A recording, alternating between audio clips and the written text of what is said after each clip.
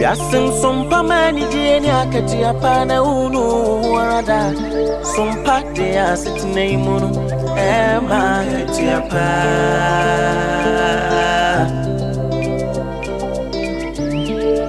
ye no mai munsam akudie munsam jina ne kasebo bijisam ni ejasu sem jina SOMPA de abama SOMPA FM Emakatiapa SOMPA TV SOMPA TV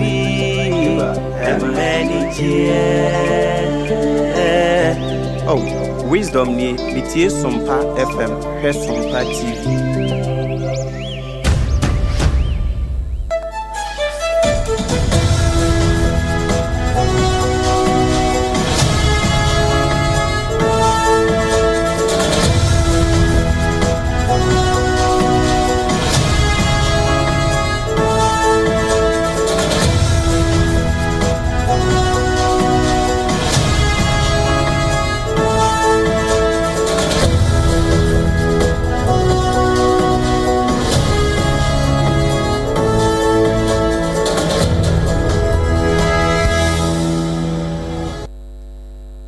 SOMPA 106.5 Dumie no abogana de shimama mamu nyina mu ha ananso yatena se na fie ya yade kase bo a emu hwam fri SOMPA ya fri kase ya won kramantamu na to apete ewo branches nkai nyina eso na shanenso an sansam no yakwache de akogu abefo antenta fidie no so www.sompaonline.com obenya beno wakinkan Yadamo live our Facebook and YouTube no. Aya SOMPA 106.5. SOMPA 106.5. Alfred Gordon so any tuning radio so yenemu. And then some what ya de bass one for basa. Yatana seba kinkai no. Dear Demokwatiano ebi NSA. Mami bia de nyambransam e won finfin mantam mu. E bekwa kwaji mu nkyere mu. Abeto jose uko Madina jakese no emu a eja ato honom ema odum jadwumakuo no wo mabɔ adwuma pa. Anana Teachers and Educational Workers Union tewu wamatua no wode ehase na chochofo panyi wabakan sembi ediafa ho ekuo bi ka kira ban sese onim na sagalamse wanhwe no antu ase a wo mo beye no betimi bia atu Ghana mampani afira konwa so ekuo ben ya General Agricultural Workers Union ekuo no ena panyini pa wodan no ababe kasa chesese si agalamse ne de ekamia kwese agensem kura kolabo ba sabia panyifo ebamane Sir doctors no nurses kuku dampa ya womo free ayaresabia no ho akonkrofo amama so koye adwuma no ano edin na wono a yaje womo ya deport on free US abepi o man Ghana mu makomakodu ba ko de o man ne court womo se de ntia na sa ensem no a emu no panyini pa woda sraja no se court no de ofuwa so Central Regional Chairman Dema NDC amanyoko no ade ato JTAC fo anim se Woma foforo a enya no soa no ono no ne doctor's degree na ekita no no enya fi ye betwa bosompo na afa ya kwa abrochima mu US ehwa ne yebekọ papa bi a osusu ono akum ne mama ya miensa prosi fo chese wan ko hunu na nkasa ewo baabi SOMPA 93.1 area fidikasia ewo asantemantemu ayiko 100.9 asantemantemu krono ane yenemu wokwa Paris France abrochima mu adanfo pa radio ewo Takwa 101.1 Takwade 103.3 Tachimani 106.1 Sunyane 98.9 Ankranza Maren Fiso Betumeti Kasibwe Abra Wutie SOMPA 90.7 Anatomansu Yetamu Aya SOMPA 101.3 Ano Aya Domadi no Manka Sim Kingdom Yabiem 106.1 Shannon Swan Satime Bambesha Watayachi Enya no kwa SOMPA obi bas ne nyame yatomo a enana watch pepepe na se domi jom ni edru ho 2074 ni edido no ye nananom de ane yageka ediabomu we ni nyimako nkaye bi na won madomo so yesene a awia promto baka se boyi asonfo basa mamienu na be ma ba koda ye ntem wo yatena se bekenkan akosua ajewa akode boaten enemedin mene obrempon nana kwaku ampoma ena afei adwoa asare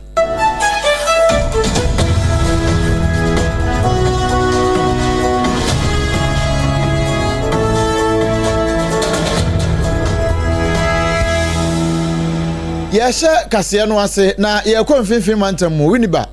ɛna ne mpatam wɔ hɔ ɛne yɛgyina yi na awurahosam yɛ asompa kaseɛ yɛnsa ka yɛ anɔpa impo no bra na wotie Ghana today no wote sɛ yɛbɔ so kakra bi ɛde ama wɔ ne mu nkyerɛmu nie akwadaa ketewa koraa akwadaa mabɔ nsɛ yɛ a wɔnya mfinhyia no mmiɛnsa wɔyɛ abaya ɛna ne papa ɛde no akɔware ɔbaa foforɔ na nokora ne sɛ wɔnte ne papa ne nkyɛn wɔno wɔ ne maame hɔ akwadaa 3 years ɛna nkwadaa yi ma akwan yi papa no sɛ wafe ne ba no dodo no nti ne ba no mɛtena ne nkyɛn kakra na agya wɔmɛdi holidays kakra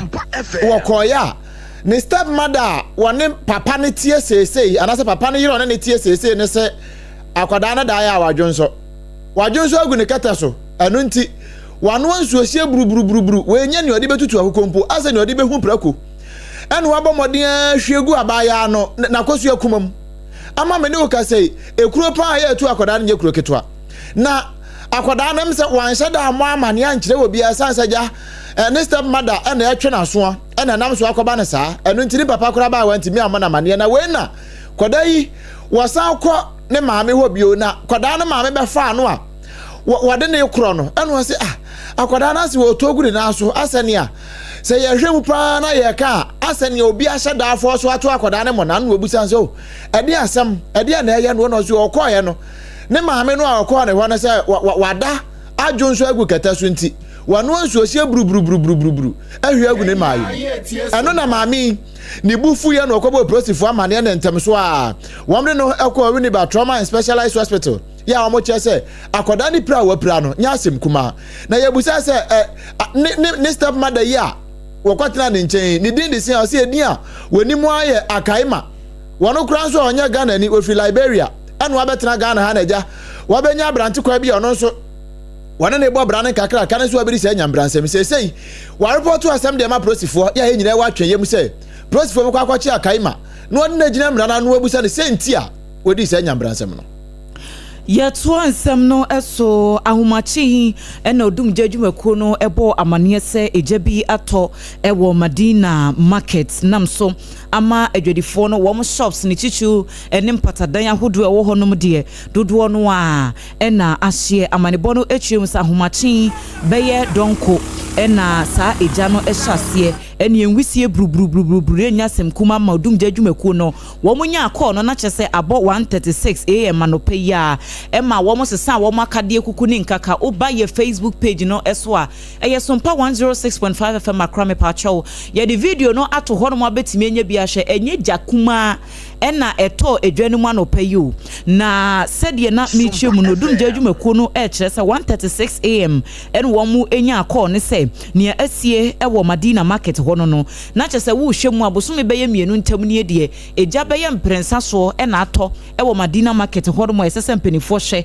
na wɔn etu ɛho anamɔ na ɛwɔm sɛ nneɛma ahodoɔ dodoɔ no wɔn afɔ agyapadeɛ ne wɔn stores ɛna ahyehyɛ deɛ nanso anigyesɛm kakra ɛwɔ mu ɛne sɛ onipa bie ni hɔ no mu a wahwere ne nkwa ɛwɔ saa atoyɛ nkyɛm no emu na odumgyafoɔ no so wɔn koduru hɔ ntɛm ma yɛsi egya no kranka story building abrosan tintintin bi a yɛ warehouse kakraka pa yɛ ɛwɔ hɔ no no ɛka de ɛnkɛ hɔ so egya no ɛkɔsɛ nneɛma ɛwɔ hɔ no so wɔn tumi duru hɔ ntɛm ɛma wɔn ɛso ano na wɔhyɛ nkrataa yɛ a wɔn de ba yɛ a odumgya dwumakuo no sɛ wɔn de wɔn awiata so wɔn bɛkɔ so abɔ manfoɔ nkwa ɛne agyapadeɛ ho ban enti sɛdeɛ wei wɔn nya ɛnteɛ no ntɛm a wɔn kɔ hɔ no saa pɛpɛpɛ no wɔn hwɛ anim sɛ bibi sɛ a wɔn bɛnya nteɛ ne ntɛm na ɛyɛ ampepi deɛ ma nneɛma gye nsɛm no wɔn bɛkɔ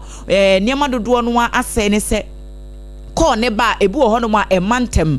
ɛna deɛ bɛba ntɛm no nso no ebi wɔ hɔ nom a akandia logistics a wɔn de bɛkɔ akɔyɛ adwuma no kwan yɛ ana ɛdin baabi wɔ hɔ no so wɔn wɔ biribiara bi kɔɔ no bɛba ntɛm ɛnso yɛbɛkɔ akɔdu hɔ no sɛdeɛ biayɛ hɔ tifateɛ no ɛkwan kura ni hɔ no wɔn de kaa no awura hɔ na wɔn akɔ akɔgye ɔmanfo agyapadeɛ ne wɔn nkwa enti wei ɛne ama ne bɔ a ɛfiri Madina market ɛba ɔba yɛ Facebook page no so a yɛde video nato hɔ a wobɛtumi anya bi na wahwɛ Teachers and Educational Workers Union ye twantia kana se tewa wonum se trade union congress ase awo mayimu no wode ababa tudwa etrose enedadua yade kro wonum atiatua ewo aban no so na efiti eno ade ba ne yebo amamane ewo ho efa wom krata tententia wode pietwa etrose ne efra no se wom condition of service no enya de Ghana ban apani ede ahwe na wo hwemu a enuoma ewo mu no eye wom promotion ho nsensam sa ban ne betumi atoto ebi mu dibremu na akonanimu afei allowance bia womo hwe ne mu kwan sa wono sa betumi aka ne nwanam nketenkete a ewo sa wono saka no enya de Teachers and Educational Workers Union tewu womo enya nsa na womo kiremu sa wo hwe mu kora no a wo schools akoto a womo ane womo a sabio womo nkyera de nanso burden dodo no a adeso agu womo so ewo schools ahodo mu enti wo ba cleaners a womo ka ho womo mu ye nuane womo ka ho wo ba library a womo ka ho bi affair administrators ni nyina and esha sa Teachers and Educational Workers Union ni mu no enti womo dwuma eso womo no eso pa ye wo sanka Ghana ban apa ni de hwe womo nanso so womo ntumi hunu de enti adurumra bi a na akwakoba ne sa na awewosam krampo no se wo hwe mu a abandada na penso wo NPP amanyoko ni mu no womo ne aban no etena se edikasase ama aban no kra ya adwene so wo behwa no waye de ama womo emfinhia nwotwe na aban no di fra akonya so enam so krampo ama womo keka womo ho ebretia wa mu awi akire Labour Commission for the ba say womo strike no womo calling off ye ja womo de asutie ye oyo ye won mu twa mu kra na womo nim sa aban yi ba betena akonya so yi wo behwa ma womo hia asem no wode egu apaso na wa hwe de hu dwuma de ama womo na so say ye ka 1,000 members in the Ghana Education Service, they are not signing for it. When you come to the public universities and technical universities, they sign that of the University Teachers Association of Ghana, UTAC, they sign that of the senior staff, and for the S in the they are refusing to sit with S. We feel this is very, very discriminatory. So it will interest you to know the UNESCO definition of a teacher is anybody in the cycle of the educational delivery system, anybody who contributes in the cycle of education delivery system. And we are the cleaners, we are the security that ensure the safety of the students and the teachers. We clean the compound. We are the administrators that admit, that keep the secretariat staff that record the examination results of the students. We are the kitchen staff that feed the students breakfast, lunch, and supper. And so if anybody there, we shall see whether the schools can operate. I was on your turn and carry a church for penny. I demand Teachers and Educational Workers Union tewu. Ora kan James Azoteba. Na yewuramu ewa galamse ene apomden kabomumu ye kan bienu abom baako. President Edema Ghana Medical Association Dr. Frank Srebo wode nsema to je kire say galamse ya ekoso ewa my Ghana mu ya empanifo ya ka ho asem se empanifo ntwa ba nhwe ano na ya na akoye se krakra do John womo mpeso won be bibia ede afa ho no hadwene pa enu nti wono de wone ne members ni na association nyina no wono eka ede a kire Ghana aban se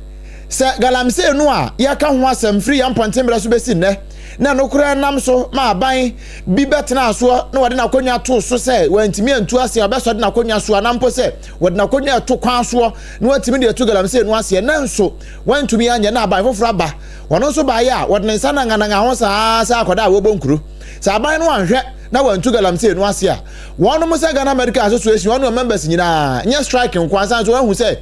strike ne dia wane kwasa dan kura no a aban no mfita duku wo ye dan kura wabo na emom dia won betimi aye ne se won no members nyina beti afa montre so aya campaign change pa e dia ti aban emfa ho ne onipa ba besi Ghana mampani John Tomani Mahamara na emu no aban ya ote akonwa so a ewo so otu galamse ase a wantimi antu ase no won be campaign kese pa e dia ti ano wo kan nyina no so no wo kan esan de sesu bi wa tira Ghana fo nyina se obi enfra no ntumbi na afei ye mount pressure pa emfa nkwa aban ne so adwumaku ahodo ene akuakuo ankra ene omo aka bia wo mu nyina no enye strike ne demonstration kwa ene betimi akosa akọ na emom se the pressure to aban ne so ne aka kira aban ne se ni aban ne betimi aye ni amanyofo ni suro kese pa no eye se beto abade atia won eno nti ye de enu mom ka kira won se mantu ase a ye beto abade atia mo na mpara oman ne to aba editia aban kro no so ana ebetimi ama wani abre ama galamse ekon no wantimi atu ase ye pa na yadaswa ejina galamse ensem no emono kanetro for panyini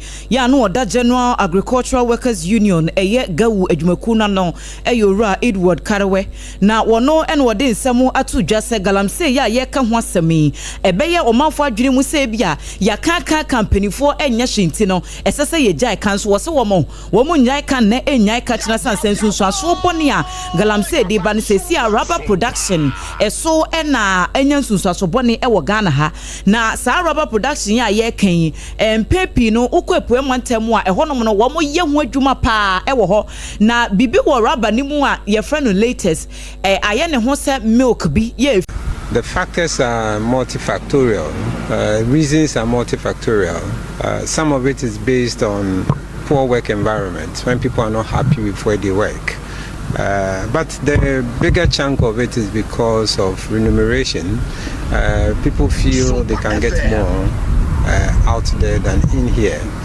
And so we as a country need to look at it holistically and ramp up training of more nurses so that we can always have enough to take care of ourselves. I was saying Kai Panipa, ya one your deputy medical director, Adama Kwalebu Abaya Sabia, Dr. Harry Akutu. Na ye ransom fufuro mu a papa ye bedom Ghana for I say ye nuanom bia ewo ebibre ma toye titru pa ya wo mkopie nkrofo nkrokro so titru pa ni America brochimam ya na no Donald Trump ba ye wo ye mass deportation wo twemanfo ko nkrom a na ba ye na ebinum kra wo mu afiase ene yese se wo do mkoko mu nkronkro so ebinum ayese amama ni bi ho a ye de bibre wo nkra nyade a won bagina so Ghana de ya yese asumdwe nti ene ye ni won mo aka ne ntam se ne asumdwe bagoro na afei onuado entimi akoyie pa e wo ye ntam nti won de won ba ya ne age won kama na afei aye hye ye de wansan ko nkronkro so eno na nam so ama won de won ba ye enipa maako edu baako bi a won nso every USA na edu won be pie mu o man Ghana mu am se afari aha ne why is here so on bedru Ghana ha say ya eniema ese wo munya e wa Ghana ha enhye ese adigu akwan ma wo mu hu yenti say nipa du ba akwi wo mu de o man Ghana aban e de akogina court we the Labour Division e wo Accra High Court ana wa kire se nyame adom a ebra de edi anim e be ya 23 September 2023 wo betena asem ne so ni nyina ne say enipa du e ba akwi wono mo se aban enhye ya wo ye e de wo mu akwo mu kurom no sanse ya no yemfa tabo no nto so wo mu nkwa ba bia na nipa wo mu di na didi suwe asem ho wo mu di no eye Nigeria fo bia wo mu ya from Daniel Osas Aibosa Ahmed Abimashon Ifeanyi Okachuku ena Taiwo K Lawson wo mu ya Nigeria fo ena Liberia ni ba ko nso ono so ye frɛ no Carlu John Togo ni ba ko bi nso ono so Togo fo nkwa won ye mienu wọ́n so from Zito Yao Bruno ena Aguda Rechala Okudze wọ́n so ka ho bi ena Gambia ni bi so ono so yefra no Sidi Ben Doda wọ́n so ka ho ena Mali ba ko so Mali fo mienu wọ́n so yefra no Ture Dianke ena Bubu Gasama wọ́n so ka ho bi na wọ́n mo kire se wọ́n mo asiw Attorney General number 1 and a Chief of Defense Staff number 2 and a comptroller ya no na that Ghana Immigration Service ano Human Rights Division womo do mo nyina kokoto say won meyi wom ho ano sentia wom fundamental human rights yetiatia so say ya do mo ba ye enhyehye so wom ye wom so anu mo afiase America ban do mo ba wa mo hwe amane wanka hwe anhom no anso mo hu yan za kem ye do ma besi Ghana won ba ye nso a yedo makogu baby ti say military detention ene yedo makogu wo mu hu awia wo mu hu chese mframa kura be fo mo kura mpo ne ketekete mampole wo mu hu awia hu hwe eno ane se yese ye nhye ne asan do akọ nkrom wo mu nkom krom ne wo mu nkọ kyena wo mu nyoma nso wo mu pom krom ba bi akọ eno nti Ghana ban hye wo mu ya mframa kura nso nsan mfam ensuo nyina mu wo be hu ane yedibinum kọ na yedibinum kọ no wo mu mpa ne sa eno nti court ne nka bi ma wo eno na nam so ama wo mu kire se sa detention ya wa mo aye nyina no ye breach edema Ghana your constitution no krambo article 14 no cross one and afen so article 23 no a eno na protecting human right administrative justice no eno so krambo santiatia eno nti court no hwe sa article we nyina so na afi won ka won sem ne bi emfa ma won Yedaswa ejina omanfo a yedipoti womo a womode enkrofo bi ekopie mu wokoti na Commission on Human Rights and Administrative Justice ayesra jejumeko no yekase womo se sa enipa eduba kono a womo eyesi yediteni womo ewo Ghana hanti womo afile nkrata ewo court no wochiremu ese wofan womo so pa se sankrofo no etu sa court wanamo no penyiripa wodasra jejumeko no ano eye Joseph Wetal na wose we no beboa manema mu adaho se de beya omafo nyina ebenya wom ho ntiase sanse sa entiase apam no aga na aban ni bechiremu se wom ni US fo enti no womo abiebie womo entaban mu se womo eje womo ede aboma mu no wachiremu ese se omafo ehunu de atwemu ankasa sanse womu entimi ntina ho enkase ai no kore se asemu ayera asemu okuje to ablakwa be kan yese we no humanitarian reasons nkwanti na womu ejina mu na womu etu sa na mo no won de wonhunu se bibi wo ho no mu a etachire brodi opanyin no ababe chire mu na commission no asan achire mu ya womu chire mu se ye immigration laws wo US ho na womu hunu se sankrofo no ye deport womu nyina no asa US form pese wo mbedi immigration laws no so sanse a lawyer for the massa enipa eduba kono womu achire mu se womo client no bia ya pese ye ka wo mati kwado wo san ko wo krom ho no womo nkwa dansaye mu e wo honom enti e ba ne sen e na chenchine atwan ye pese ye de wo mko e na ban ne credit ka be kire mu se o ya ka wo mati kwado wo mko enso wo manfo no chese wo da so wo Ghana ha ya enti na chese nsem a aban ne pese wo ka no ase enime bi wo honom a enhyeda enkoye e wo mu na owura Joseph Wetal ne nsem a wo de tu dwan ye twen bi gu ahoma so ananka ye hwe ni mu se ye betimi abo ede amamo enso yensa entumi enka enti ne yebeto akase ebo no so ne yakoyenim na ya hwensem ahodo nso a efiri honom ba se yensa ka owura no ne no a yebehye na yede ehunchiemu nso de abremu shane nso se oguso ya wotie dumienu kase no e wo SOMPA 106.5 FM Accra ye ne affiliate ni nyina ya okọ www.sompaonline.com nso a ensem no ubenya ne dodo no akenkan na bibia etumi akwankan abusia hye nso se nyame ya adomo a ene na awotwe pepepe na awotwe pepe sabrei ne ya wodomedwem ya ne wunyina asi nkonwa ne ya chawade ye bo nkomo na ye sesa adwene na fe ye chawade de aka ho eye SOMPA OB bus nya ye nko a sanse empani se ba akofo ne nsa entimi nkata nyame ani ye ne yes toothpaste and the toothbrush no one mo ne no makabachi mu sentampe homa ene ye de SOMPA OB bus no e de ebra wo ba bia wo bia ene na wotwe pepepe eye ahia ye e wodomedwem ufiri domedwem na de wani kire crossing ti se dome crossing ho no a uko wanim kakra bi bese less than 200 meters away onsa ni faso bonse coastal kase bia ya kire nim God First Coastal eho ya de mu ho no a ho ne ye kwakobo yesese ene ade hyeman ne de animhwe ewo ho ye kwakoginam mepa chobra na fiti anopa ekosi anwumre ye program say ye wo ha nyina no ye de nyina ba bonten ne ye ne wa bedi kaso bom na bibia nso etimi aye fine o ba ne nyina no eye afa bag kase ekufu na fa bra sansa achade abaja akofie de echen kuri mepa chotie wono mo aso yasene no eye ya toothpaste ene ne toothbrush wo mo ka ye ho bi afenya wono nko a achade na abaje no ne yedi kan kra no eye 21st clinic wono ka hunu bi kama pa ya wono so wababa ye free screening e de amount apomni mu hwehwemu papa ya 21st clinic e de ba begu akwa mu de amount na afi wa hwe se sciatica ebi ni wuso ebi wo so nso a wahwe na watwa abahwe no e de amount enu ntika ho bra na bibia enya fine multiple quest wo mu so ye adwumaku a wo ma so yasene pa na wo mu no ne a wo mu ye ne bie ne se o program upe screen de sinchan na bibia timi aye fine wo bia ehwebie na niam nyina akoyie kama wo me ye ne kama pa afa windows installation empoma anasa fencing enemre yi de ne bie no aluminium de ne bie na UPVC ni nyina no ene repairs wo ne ye door installation ne repairs UPVC ni nyina wo mo ye ena afa metal rolling gate ena afa burglar proof gate automation electric fencing garage door security doors ni nyina wo me ye ho ade pa abusia ye kira kwan no ewo east la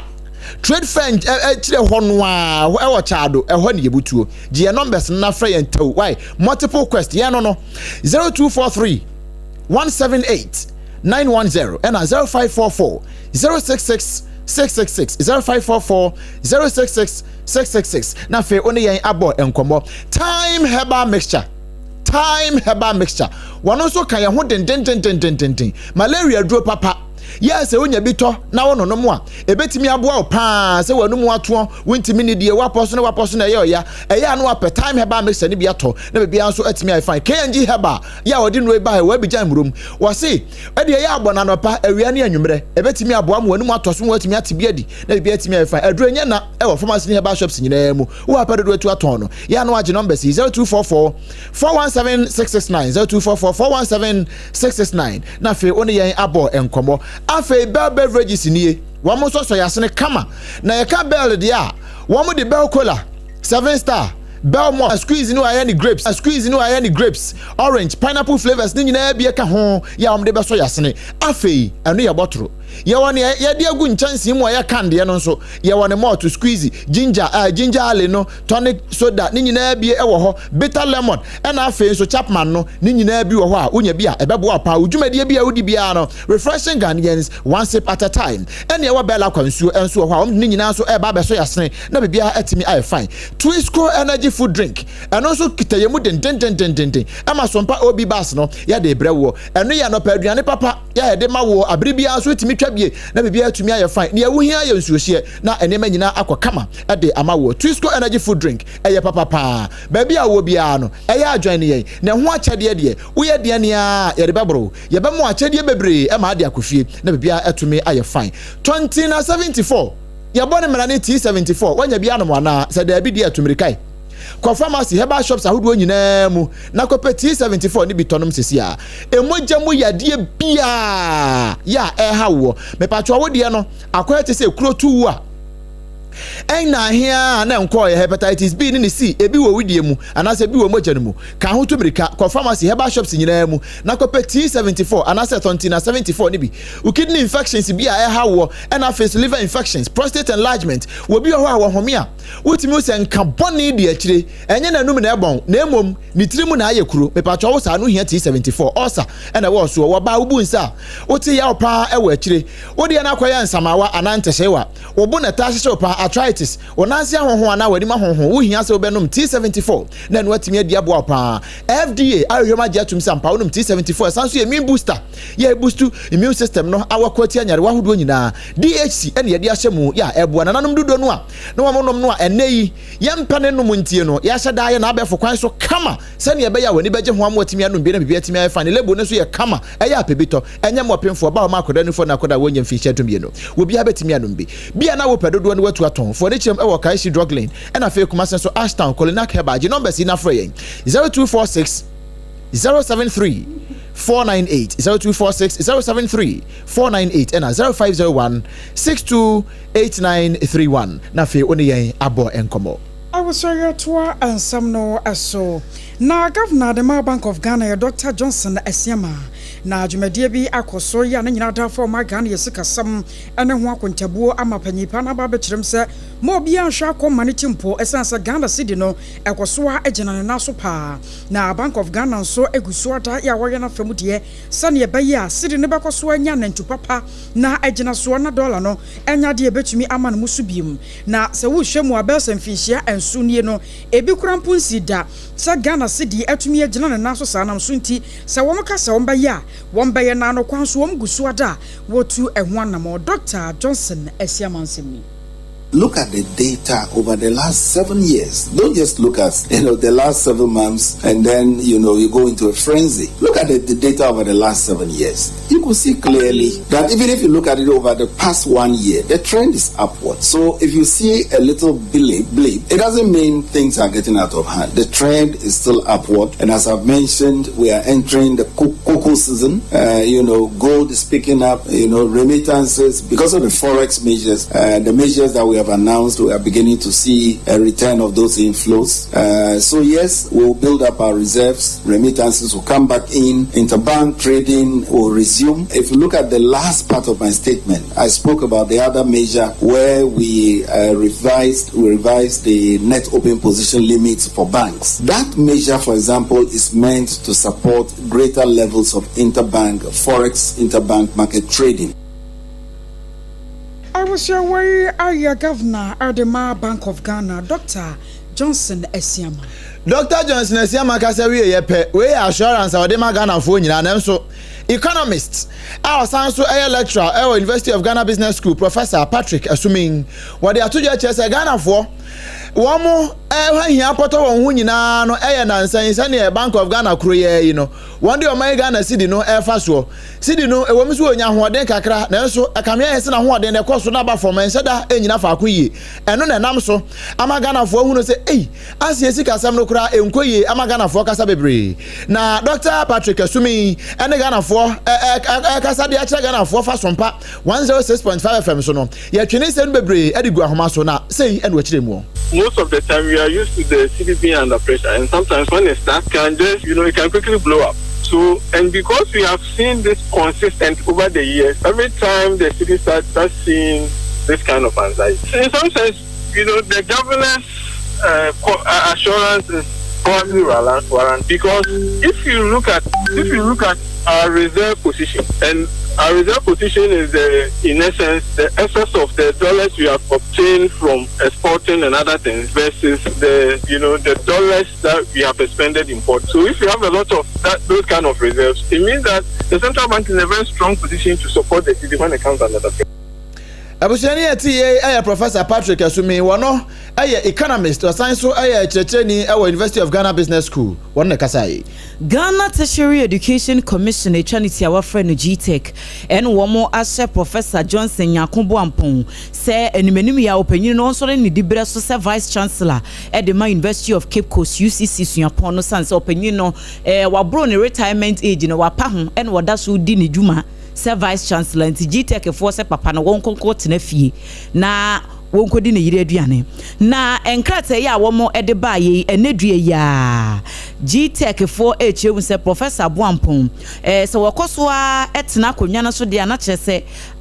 Ghana ya 1992 constitution wo share article 199 clause 1 no a opinion no etieti aso sanse constitution no ede di pefe kire mu sese wo bi edi mfihia aduosia 60 years a esese woko retirement na GTech fo so esan akire mu ya womo esi enimanimu ya pro vice chancellor ya wodasuapon no Professor Dennis Wolanyo Aheto wono no emetna dibre mu se vice chancellor wabra opinion no ekọ na humidie mu na asem ne kura no yese GTech for the court ya asem no ewo Cape Coast High Court enti no opinion no kire se UCC Governing Council no enimeni ya so wo ada adwene ho se wo mo kwa kopeni pa foforo amano ababeye Vice Chancellor dia wo mo enhoto no wo mo ntwintwen so ansa kopem se court no ebedi asem no awie na wo mahunu nipa kora wo ba bedi de bre no se Vice Chancellor wabra Professor Johnson Nyakomboampon woko na homegye mu woko enfifi mantamu a Dr. Richard Kofi Asiedu wano na yetechena ne dema NDC amanyoko no wonfifi mantamu na opanyi penso na nekoko apai ya jase wadwala ya nya asem keto amano ozehwe Ghana Tertiary Education Commission GTech for womo ya ade bia no kwasem ne se wono na ni nye ho kora na wo ka de akere omo so mafo mafofra enya no soa ase won peso mo fa kwa bia so na wono Richard Kofi Asiedu no ase wo mugu nani mu ase ese ne din wo ma Ghana mu wa branch sa wo se ye bibi na nsem wo hanu mu ana wo hu sa GTech fo atworo krata tenten de abra no a kire se wono ankasa professor no a wafa ato no so no wonya yusuo na professor no ya na no enti nyo no ankasa de ko school a wonyaye na abra wo motworo krata de man no kwasem no se waje tum wona obi a antwe ene wo yese professor no kora wonyusu biem na afi wo yusu ne doctor anso a wo hono mu a mosa atworo krata afoforo de abra no se doctor no so ya na de man no eno so wankwo hu school no ze ada nyambia no mu school na amokoye no me kwade maamu ana eno de wonte ase na wono wakade a kire wo mo se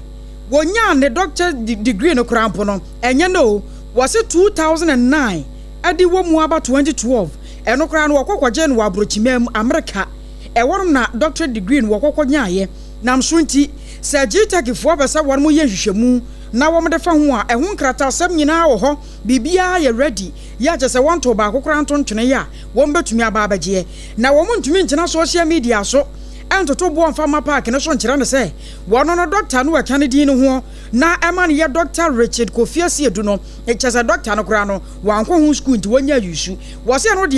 chese wonte ase ne wachina na de chie ka ho obekwoso ayusu sansa nya JTech for na de ma no ena biem wako hu school ena wanya ewa abrochimamu a wode ye adwuma nti obasere sane din na won ma sha se pese wo musa no wo ma gane mu no enya de obetwede ama wo mkra anam so ama St. Andrews Group of Schools and Companies ya no wapanyi pesa ye CEO ewo mu no management no atwokrata adiaba na Owura William Minta Hereford wono ana eye twotwofo de ma ekuo no anase school no ana wode abekere se de JTech for kura ya no kura de wo modwene ho a wo monti ase ena wo mu kiremu po a ekyekira ase wo mo ho no no da no so daye na wo mu wo daye mu anu atwokrata de abrawo wo mu si jawe yusu no wo mo sere se de wo mo ye no wo manhwe yi a ebema sabio wo mo panyi pa ya wono ana St. Andrews Group of Schools and Companies wadano Dr. Richard Kofi Asiedu nanim sane ye wose banyam no ne nyinata asai wei aye wi aprontobraka se boy ya wutie free SOMPA 106.5 yatoa ensem no eso no kura yatoa ensem no so na fie de ni achemu ewo ensem fufuru na Member of Parliament Edma Adeshie ya wo so ewo akontomra ne mpotamo ede atodwa ehese no kura pa na ni age se Ghana mampane His Excellency John Dramani Mahama na anu a wo ye big push agenda no wode akontomra dade so empotamo ho nyina na de ka phase 1 big push agenda ne ho na pani kire se no kura Saadi ya mampani aye ebeboa ne papa sanse na bato mpeso ya ne so ho no wo mu nyina so nya kwan ne bia eye Honorable Pius Kwame Nkwa ene eka sei ene wo chese ne aban aye ama ne mpotamo no eyade a nani age pa na ne nyina ye se aban no so ehunu se ne mpotamo ho so ye do ka ho bia national cake no wo mu so nya bia ye hwe ni mu ne say next year apart from the big push no ye the no kwa na ye the only roads under ye be kwan no other funds and also aban eye hu adwuma e bi ti say road fund e be sia baba means of raise other funding na ye dey atum then also some of the roads akeka no me no can say some of the feeder roads so to say Zawa Junction to project to Kwadobi and also Shefamu and the feeder roads project and also ya capture all the less other projects effort is aka kun Kwadoku Zawa to Yaukrum Junction Ojo sa project in no shase 2023-2024 adra MPP abanye frisono na they are at zero stage of completion na ebi 32% ebi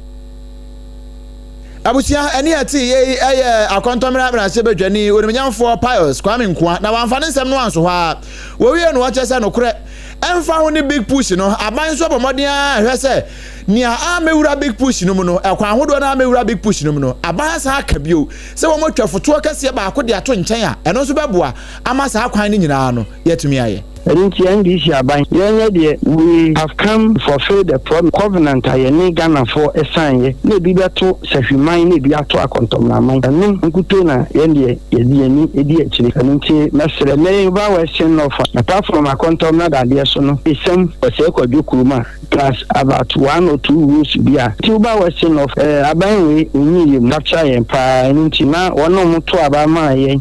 wesen of out of 9 constituencies wesen of enya gidie kase wo NDC aban esenya gidie wo candidates ni ato abama yenwini 8 out of 9 na ba akopɛ ene kokodi MPP for hon best so munya rehwemu yi all the 8 MPs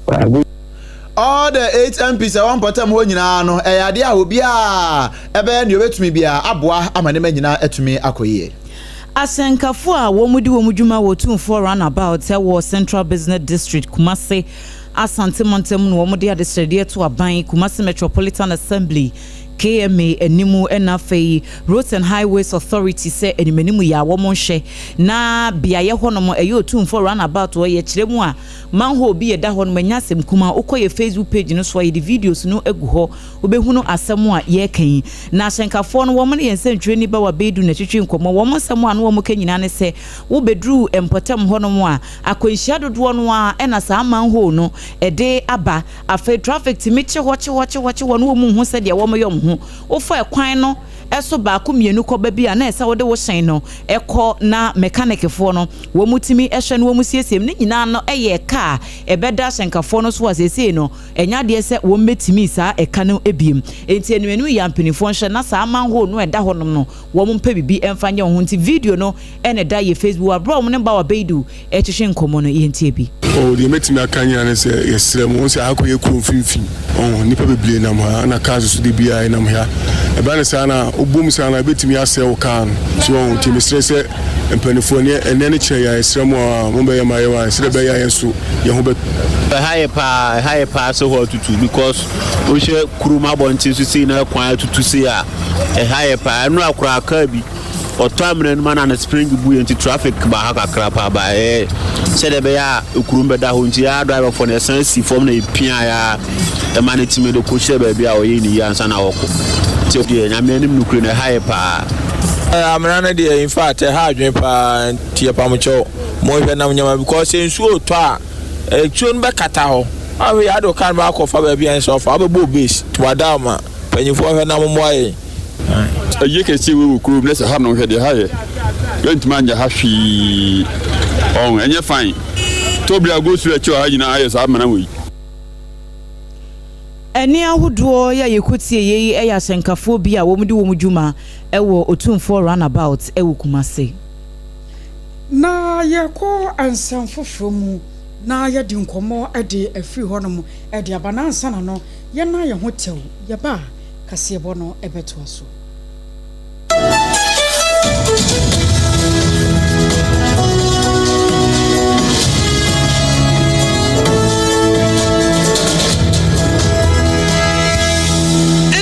Homeopathic clinic Ghana had the obi enim sesa ye prostate na baby omutimi ye screening ema hu ni ye etu ase a na eye endpoint homeopathic clinic anase eye kidney eye liver problem wo fa baby na adjujo na de fa ne premature ejaculation no a be ma bi a wo ne wodofo akwakwahia ase wo di ne ho agro ase wo tonte ene ye bra endpoint homeopathic clinic na ye moa wo ema ne mema mo pa wo eye endpoint homeopathic clinic wo mo damufua yare bia infections bi ne wo ho anase bia wo hwa wo fa baby na adjujo kidney problem prostate de endpoint homeopathic clinic kuma se ubehu endpoint homeopathic clinic ewo kronoma boy here na akra hanso so de wo mu gina mu ankasa ewo spintes bebre friend share signboard no hudru na obusa sa wo pe endpoint homeopathic clinic obia ebechro for endpoint ewo 0244867068 and 0274234321 endpoint homeopathic clinic wo mu demu Hajia special local foods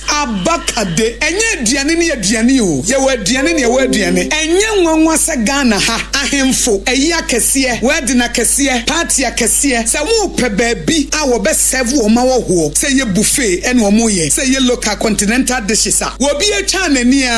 Hajia special local foods e wo hacho atomic kwan so ho no de enti e friend local foods ne se enye wo mo ye aduane a na wo mo atentam tomatoes apro meko apro jena apro garlic apro no de aye aduane se eya abontine aduane edi yenye ne bisa dabi Hajia suro nyame etinye nwanwa se Ghana ha etitire se ministries agencies akese eyi ahemfo na nanom ahema mo wo mo tenase no wo mo si ye bedidi ye didi eziban ye didi a wo mo se mo mfra Hajia special local foods efise hono ena aduane no ekoyie Ghana ha ba bia wo mo timi serve Hajia special local food upese wo fra eye 02463599921 02463599921 and answer 05947972115 eye 05947972115 for not with them.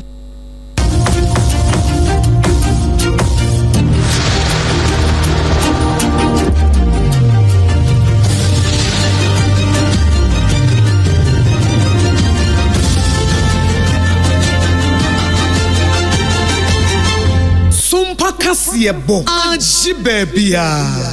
Algebra be and Paris was somewhat yama yakwaba yetoa and some no eso. Now Sunyana Central Prison yadri nedia fiemo, a war and ababa ja atrosa, and a diaphono adashia bese eduno and kono, ya one more offenses I would draw ya muya ye, yabakan some from Swanam Soma wam kokoda, a fiasiano, a yanketing gettiano, a muma kumako eduno kono yadia, and penny for a jawamo. Naninano Akaman penny ye roton to money Mahama, Nenja whatever ye se wo jabi na ebi mu akochichiru ne wo mo de no ayenketenkete no na sane ehonsam asitie no superintendent Dennis Piasa wono aye public relations officer at the Masunyane Central Prisons ana panyipai echechemu sane ehode no esi ekokoye recommendations 53 and the core now so list by 48 and by say danger now out of 48 no because on the core and it take time answer never out of that number no na already 18 kufi almost save we omko na na ya transfer ba konso ekọ bia nkwanta nti number 9 nya o ha no omko free Sunyane Central Prison 29 one is odua nkwanta on transfer no so you discharge no odua nkwanta district na a man in count man because of our numbers is than those amnesty categories your first time offenders say you be I boni bia but offenses near cover first time offenders say murder, armed robbery, defilement and cover stealing any misdemeanor cases kakaka we are making threat of death any be narcotics cases and stealing on a cover amnesty. Na what you know and Superintendent Dennis Piasa Wamananso wa wadi abasobo PSA Ekoma Deputy Director of Prisons Ora Thompson Ochopo ya wachira se opanyipa no waya ade pa sansa enam nensaso enama adehia eteseye wo mo ekufi. The new commander they are development oriented since oba or take you over in March na ngaza wa wutimi kakra rounds kakra enu ayi wa wutimi say obutai kese bi eda nani so was say yina officers yina so yaba on board yina ebo ano wo hwe time I started farms here anopa oba na ya parade officers ekita sekan na yina ye do effect yimu senior officer junior officer any inmate yina yaba on board na ye boa commander said the initiative kese or the abano and also ebeye SSS my Ghana Prison Service and so I said the director general so for abano so new administration or sitting prison 360 degrees be around us be utilizing to be something positive for the prison. I was your turn and kai our Superintendent Dennis Piasa wano kasa at the Masunyane Central Prison. Yewramo our ensanfo from na Mrasebe jeni ye ogina mu made hia ye won kranza of odemnyamfo Joseph Akwasi Mensa wono eno waso apasuo mu atwa ahoma mu se tein sane mpatam ho akwan hodo be se brofo kwansi no adioson 70 km road ai wo ne mpatam ho nyina no yemfa asoso emofom na afa yenye nyina kama no amanfo so akobadie e wo mpatam ho no enkoyie pa wo kire se san mpatam ho yi wo be se miamia hodo be se aduonu baako eno aka kan nyina bomu a edu sa 70 km no ebi te se Bodom ena afe nso konkrompe senya bonte ena afe bomini busunya tanko ena afe fiema boaben ene ne mpotam ho nyina akruja number 2 akruja number 1 busunya ena afe so tano boase ba fi franka ni nyina wo nyina benya sanfa so ebi na opani ena SOMPA kase ye bonkomo no wo kire nsem se e kire ye ya ba abato so no embrasa no ofo ya ka ya kontano e kai yemi aba ye mame yodina alfefa dia ye ma ya kontano ono soso wakai oni ebunia ye enunti ena de bia se dira ha ya de fefa dia ye ma ya konta eni aba yodina no so aketua bi ena ene ye behuni ya ha kese eni apan enunti abribia misidoso so beboa ama emprasa of yes ya kan no etimi abeyeye edi amaye na emprasa no fon so afa ne tampa efura Abusiani ati ye ayan grandson of Masebedwani unyamfo Joseph Mensa no chese no kre saa we nyina ne yemfaso a ne mpatam ho no wom nyina benya bie se nam so ema wo so ye ka Ghana better Ghana agenda ene resetting Ghana no a wom nyina so betimi do msasi wo aka sampa wo nya so mfaso Mensi krache ewo German South ye unyamfo Siata Watara na wono ene de atu edwa se die oba empatam ho no a community based health planning and services chips compound di ebie wo anum granu ena watimi ahye se ada hono mo a sesi ade abwa ipuma kwemu ama wo mo aye bibia ama chips compound no wo mo bia no a eye adwuma na project no wo se NDC apenso ene hyase na wo mo free aban mu no aban foforo MPP eba asa abre no wo ma metoa so ene wo mo gya project ne mane da hono mo akopem se wo no Runyamfo Watara esan enya akwanya ne se wo ba beye MC ewo empotem honum ene se nyame adom wo matimi ahama sa chips compound no etimi abo ebebo apomuden ho nsem ewo German South Mensi no mu one SOMPA kase edi ho nkomo. The past 8 years project na ye abandoned project na wo hwe level na so na aduru na akakakra bi na yewie etino na mrano bia no anukra no ye kohwa campaign time omo ka kire ye say clinic ne da omo akoma so pa enti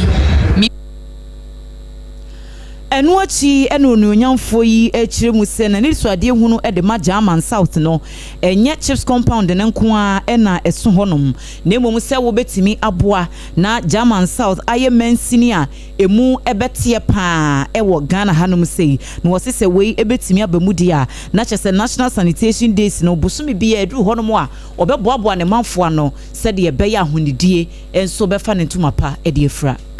Meye German South one to make German South the cleanest municipality in Ghana. I've never given up. First Saturday of every month, via His Excellency John Dramani Muhammad Deba and Meye and watch so Friday via Meye clean up exercise. One of the communities and son my bird sometimes so.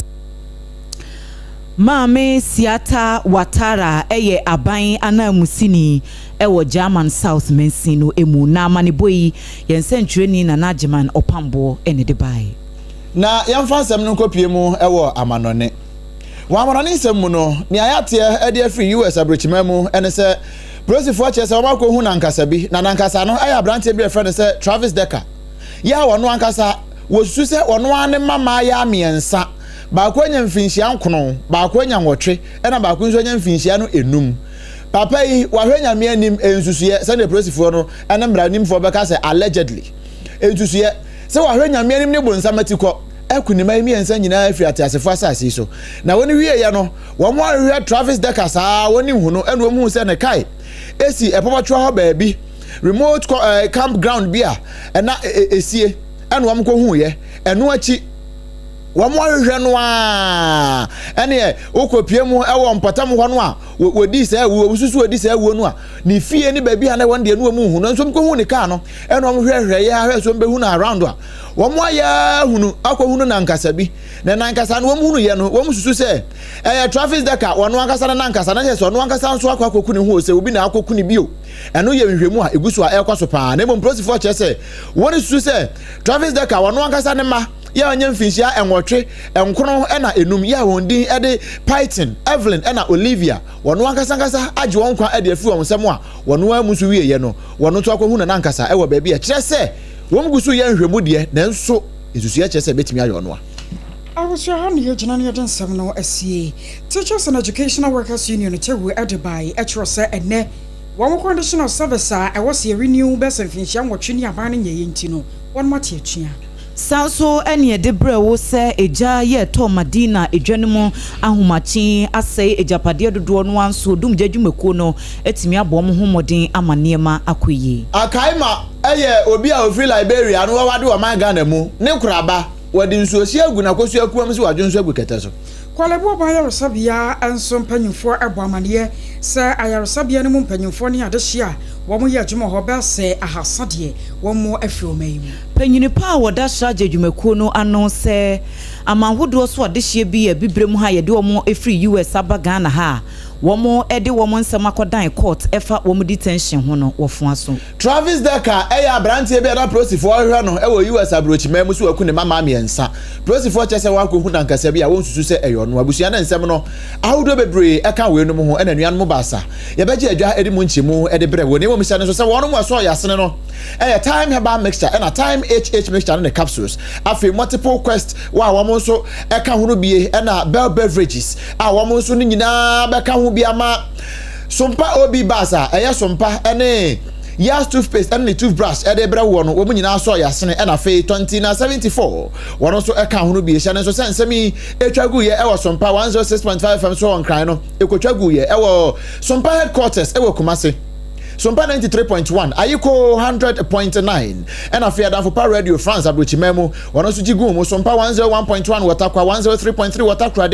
106.1, Ewa Techima, SOMPA 98.9, Ewa Sunyane, 90.7 one Kranza, and a face SOMPA 101.3, Ewa Doma Mankasim, and an Quadron, so Aya Kingdom 106.1 FM, and so Ejigumo Kamakama Pa, Udiko Danasono, Aya Radio, baby, a radio phone, one of SOMPA FM, Jiramu, and Facebook, Aya SOMPA 106.5 FM Accra and a YouTube near SOMPA FM Live. www.sompaonline.com so and send me brodon chuano ya kucheri nyina edi aguho ya obetimi akenkan bie. Akosia AUGUSTINE kodie boate ne medi mene. Adwoa asare enafe. Obrempong na kwaku ampoma ya sori so ama mobra asem eyobi asem ato aso.